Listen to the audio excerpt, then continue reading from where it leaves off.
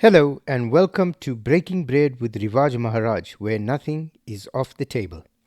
For today's episode, I wanted to talk about whether Trump's increasing belligerence is actually good for the world or not.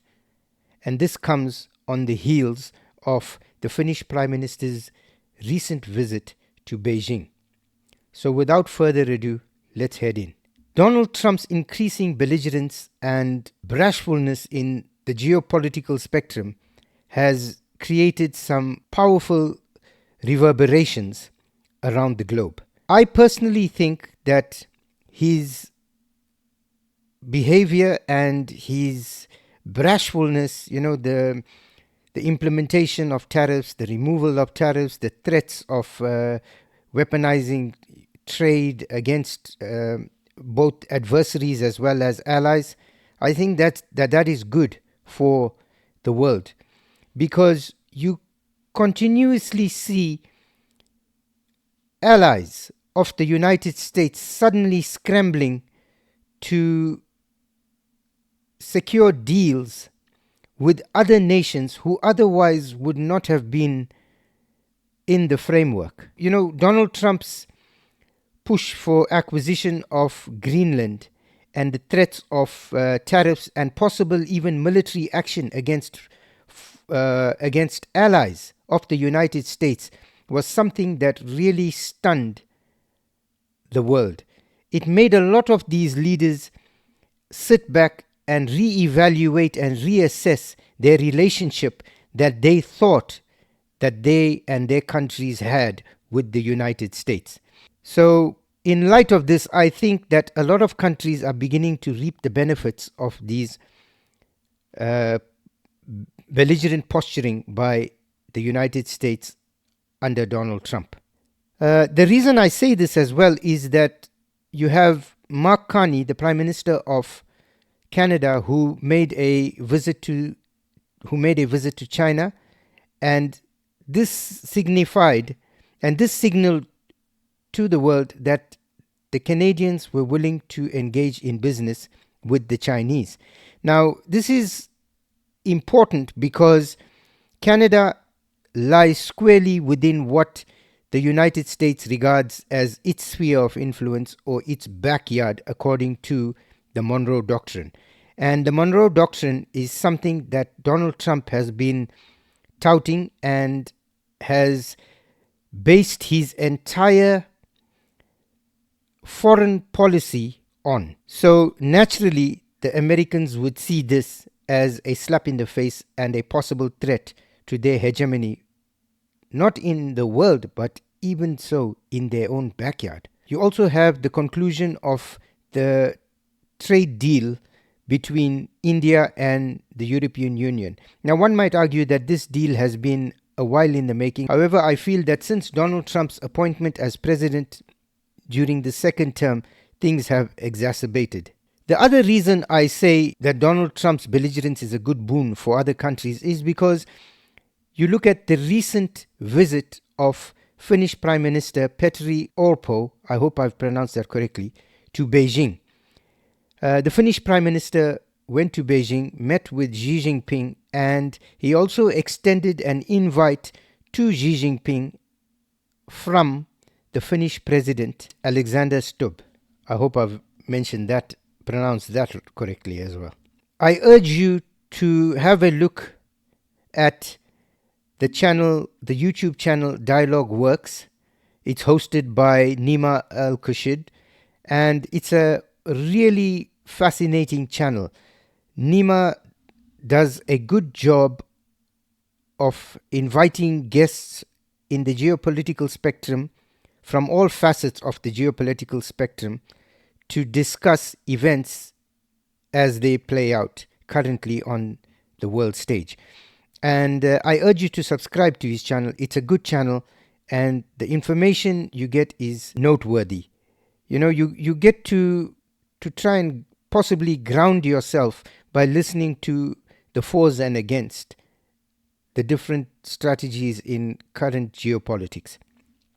Nevertheless, on one of their recent podcasts, Nima had on economists Richard Wolff and Michael Hudson. And Michael Hudson went on to make the case that Donald Trump's push for Greenland is not solely because of minerals, but more because he wants to secure that entire Arctic region to prevent the Chinese from expanding their Belt and Road Initiative. Now, if you remember, one of the clauses that were stipulated in this alleged framework regarding Greenland was that the Russians and the Chinese will not have any access to Greenland whatsoever. So, if you look at this entire region from that standpoint, one has to ask, Donald Trump's definitely looking to restrict Chinese and Russian influence within the Arctic region. However, where does he draw the line? Where does his influence extend to? Because we know that Greenland is definitely a part of that, but Michael Hudson expands that to say that Trump would then subsequently push for influence over Iceland. Now, I wager further that, if he can go as far as Iceland, what happens to Norway? What happens to Sweden? What happens to Finland? And that is why I suspect that the Finnish Prime Minister has made this trip to Beijing. I think that Sweden and Norway are watching closely. This is a test case. You're going to see, they're waiting to see the rhetoric that comes out of the United States regarding this, and they want to see the pushback that comes in. And then they will decide on the course they wish to charter.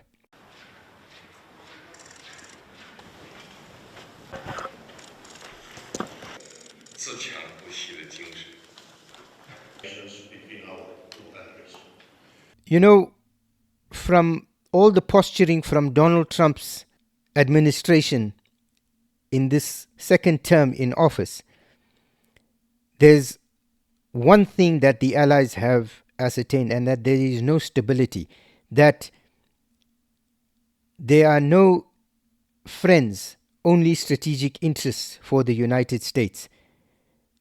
The distinction between an enemy of the United States and a friend of the United States is so thin than ever before. It's never been more visible and more apparent than what is currently going on in the world right now. At present, it's every man for himself. Europe is scrambling to try and secure deals with other powers in what looks almost like, this outreach is almost like a rat race. I think it's for fear of being dumped by the United States, which in fact they are, because the national security doctrine of the United States has now pivoted back to their own backyard. They've put South Korea on notice by saying that they need to engage more with the North Koreans, and basically that the United States is going to play less of an active role. So, all United States allies in that Asia Pacific should now be asking themselves, what next? The irony of this whole situation is that these Arctic European states, including the Baltic states, have always perpetuated the idea that the threat to their very existence and their sovereignty came from Russia, and prior to that came from the Soviet Union. And everything they did was to fortify themselves against that threat, even to the point of expanding NATO up until the borders of Ukraine and wanting to include Ukraine into the NATO pact. However, little did they know that the threat, and a far more sinister and belligerent threat, lay within. And that threat is from the United States, because I don't think they ever in their wildest dreams could have imagined that they would now have to protect their sovereignty from a fellow ally within NATO and someone they regarded as their benefactor and protector and guarantor of their peace and security and safety.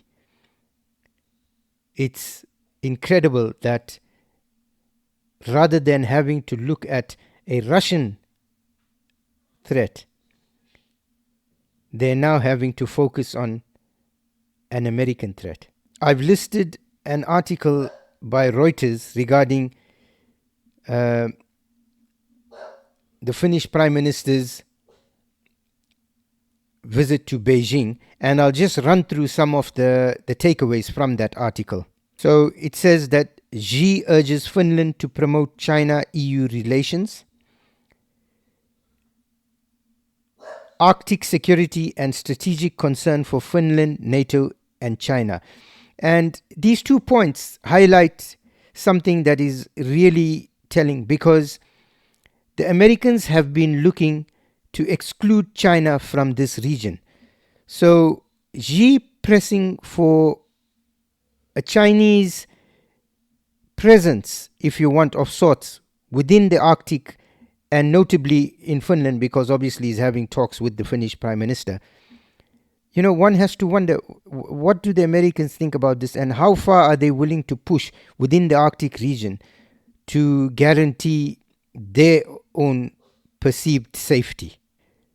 China's President Xi Jinping told Finland's Prime Minister Petteri Orpo on Tuesday that Beijing was ready to work with Helsinki to uphold a UN-centered international system and advance a multipolar world based on economic globalization, according to state news agency Xinhua.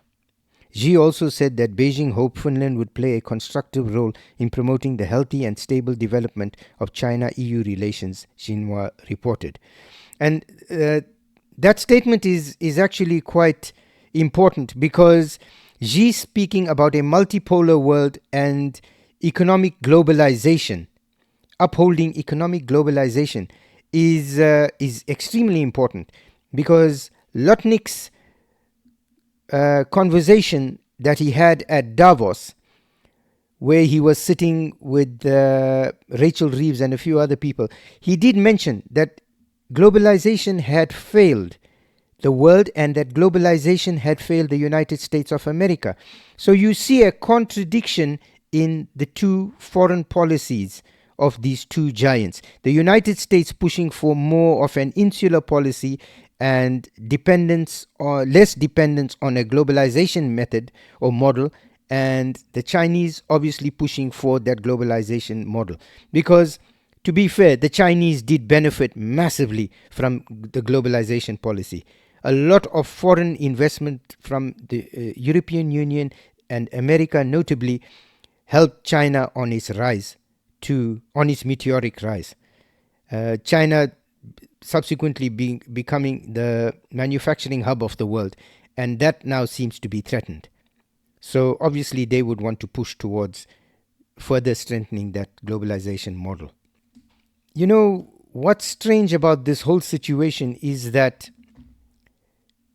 these European countries are now scrambling to secure trade deals, to secure trade security and defense security with partners other than the United States, because they have come to the realization that trade and currency has been weaponized and it can be used. Indeed, it was threatened to be used against them in the Greenland debacle by Donald Trump and his administration.